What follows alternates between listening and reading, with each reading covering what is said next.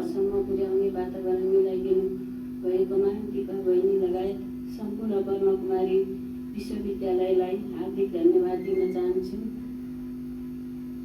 ओम शान्ति, ओम शान्ति, ओम शान्ति।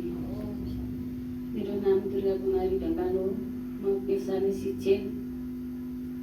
धेरै वर्ष अगाडि नैदेखि मलाई बाबाको पवित्र स्थलमा जाने इच्छा जागेको थियो। त्यो इच्छालाई सहजै दिपा बहिनीले जाने वातावरण बनाइदिनु भएकोमा मैले उहाँलाई हृदयदेखि नै धन्यवाद दिन चाहन्छु। हामी बाबाका बच्चाहरू 18 गते बिहान पार्टी हिरौटाबाट ससम्मानका साथ हामीलाई बिदाई गरेर दिदीले उहाँबाट पठाउनु भएर हामी भैरवासम्म बाबाको याद गर्दै हरियाली वातावरण हेर्दै हामी भैरवा पुग्यौँ र त्यहाँ बाबाको घरमा गएर हामीहरूले खाना खाएर त्यहाँबाट पनि दिदीहरूले हामीहरूलाई ससम्मान टीका लगाएर उहाँको लागि प्रस्थान गर्नुभयो र बाबाको याद गर्दै गर्दै हामी रमाइलोसँग रेल स्टेसनमा पुग्यौँ र त्यहाँबाट रेल चढ्यौँ र मधुवन पवित्र स्थल बाबाको घरमा सहजले खुसीका साथ सबै उमङ्गका साथ खुसीले हामी त्यहाँ पुग्यौँ र त्यहाँको हरियाली वातावरण, स्वच्छ हावापानी सबैले हामीलाई बाबाका यादले गर्दा नै सबैलाई उमङ्ग र उत्साह छाएको थियो।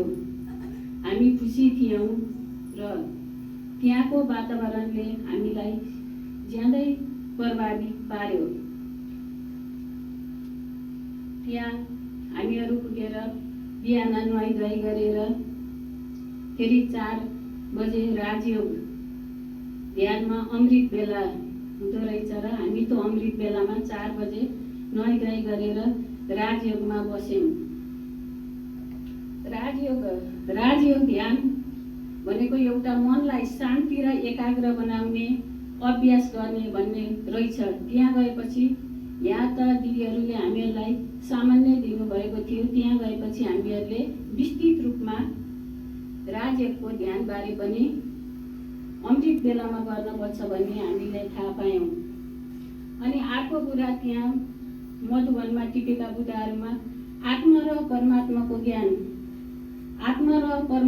ज्ञान भनेको म शरीर होइन आत्मा हुँ भन्ने आत्मचेतनाको अभ्यास, त्यो पनि हामीलाई धेरै ज्ञान भयो।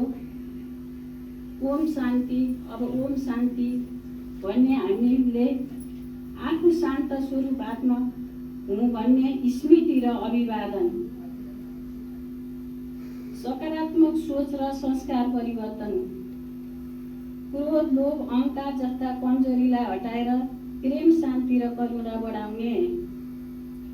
मुरली कथा भन्ने थियौँ हामीहरूले। मुरली कथा भनेको दैनिक आध्यात्मिक ज्ञानको अध्ययन रहेछ। अमृत बेला ध्यान, बिहान सबेरै उठेर गर्ने अभ्यास अमृत ध्यान। शाकाहारी जीवनशैली, सात्विक भोजन र नशामुक्त जीवन। विश्व शान्ति र सेवा, सबैप्रति शुभकामना राख्दै निस्वार्थ सेवामा जोड दिने। माउन्ट आबुको मधुवन ब्रह्मकुमारी संस्थाको आध्यात्मिक केन्द्र म शान्त स्वरूप आत्मा हुँ भन्ने आध्यात्मिक स्मरण पनि थियो। त्यहाँको वातावरणले हामीहरूलाई धेरै नै प्रभावित पारेको थियो। हामीहरूलाई अनुशासित हुने, बरु हामी नै नेपालीहरू ध्यानमा बस्दा यता र उता भिडियो कल गर्ने के गर्ने गरेका थियौँ। उहाँहरू ध्यानमा बस्दा एकदमै अनुशासन हुने, अनुशासनमा हिँड्ने, अनुशासनको बाटो देखाउने। त्यहाँ गएपछि एउटा स्वर्गकै अनुभव हुँदो रहेछ। त्यहाँ एकचोटि टेक्नै पर्ने ठाउँ रहेछ।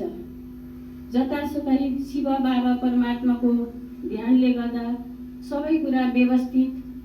हामीहरूले एउटा परिवारलाई व्यवस्था गर्न त गाह्रो हुन्छ भने हामी हजारौँ आत्माहरूलाई पनि बाबाको शक्तिले गर्दा त्यहाँ सबै कुरा व्यवस्थित बिरामी भएर मान्छे के हुने हुन्छन् कि भन्ने थियो। तर हामी सकुशल, सबैजना सकुशल र खुसीका साथ त्यहाँ मधुवनको रमाइलो स्वर्गीय वातावरण सबै कुरा हामीहरूले अनुभव गऱ्यौँ। मान्छे कुनै पनि धर्ममा लागेपछि निउरेको र अनुशासित हुँदो रहेछ भन्ने पनि त्यहाँ मधुवनको यात्राले हामीलाई सिकायो। मधुवनको यात्रा मेरो जीवनको अविस्मरणीय अनुभव बनेको छ। यस भ्रमणबाट मैले नयाँ ज्ञान, मिठा सम्झना र धेरै खुसी प्राप्त गरेर भविष्यमा फेरि अवसर मिले त्यहाँ जाने इच्छा, बाबाजीको घरमा जाने इच्छा जागेको छ। ओम शान्ति, ओम शान्ति, ओम शान्ति। धन्यवाद।